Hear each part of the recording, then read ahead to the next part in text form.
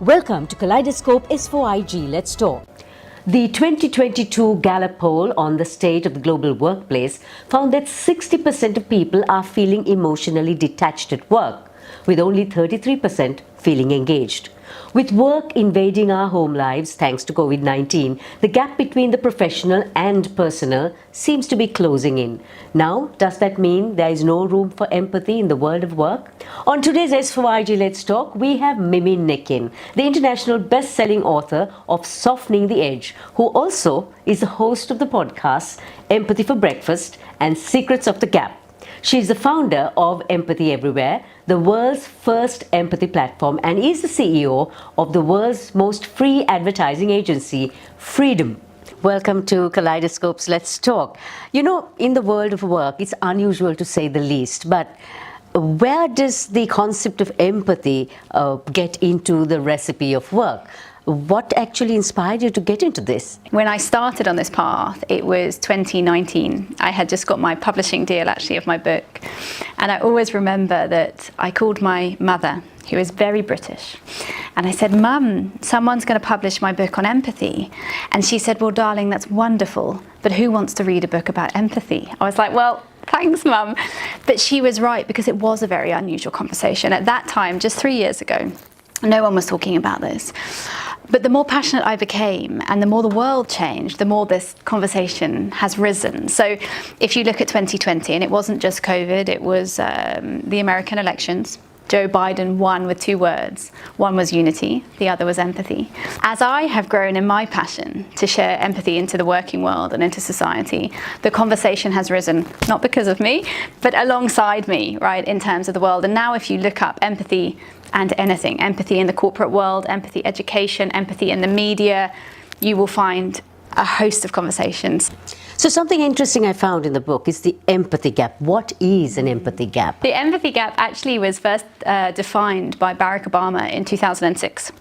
He stood up and addressed his audience, and he said, "I know we should be talking about our federal deficit, but I think we should be talking about our empathy deficit."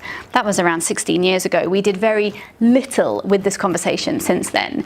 But what he was referring to, and when I talk in the book about the empathy gap, it is that distance between us as human beings. When empathy is low, all of the isms are high. And what I mean by that, whether that's racism, ageism, sexism, any ism, okay?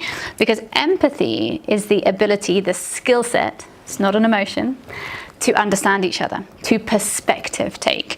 And of course, in such turbulent times, the way our world is today, we are seeing more and more people fragmented, segregated, lonely. So the empathy gap is that gap between us in understanding, which means that we become more isolated, and we see things like racism, ageism increasing because we no longer understand each other as human beings. So in the world of work, there are fine lines that a naked eye cannot see all the time. In that context, how do you practice empathy in the world of work? When we have small children, you know, we constantly tell them, listen to auntie, listen to mummy, listen to daddy. And then as we grow, we stop reminding each other, we stop teaching it. We don't teach it in school, we don't teach it in university, we're certainly not teaching it in workplaces. So we're living in silos. And because of that, we're only ever getting access to a tiny percentage of the insight or data that other people could be adding to your decision making, your growth strategy, your profit. So fundamentally, if we can improve our listening in the workplace, we can improve communication, collaboration, motivation, and also hard indicators like output per capita, profitability, these type of measures in the workplace.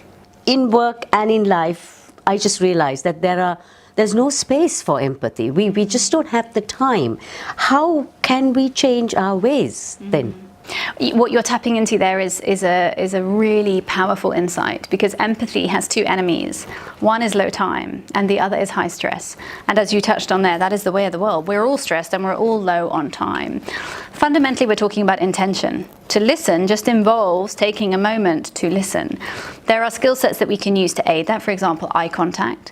When you make eye contact with someone, the person feels that they're listening, they share more insight, they share more data, body language, how you sit and absorb communication with people, how you address people around a boardroom table. I don't have time in a 45-minute keynote to empathize with every person, but I do make an intentional shift in my body language, in the way I communicate, to adapt what I say and how I say to the audience that needs to receive it. Mimi, I just hope your message goes out loud and clear to everyone, really, all of humanity. This world would be a better place.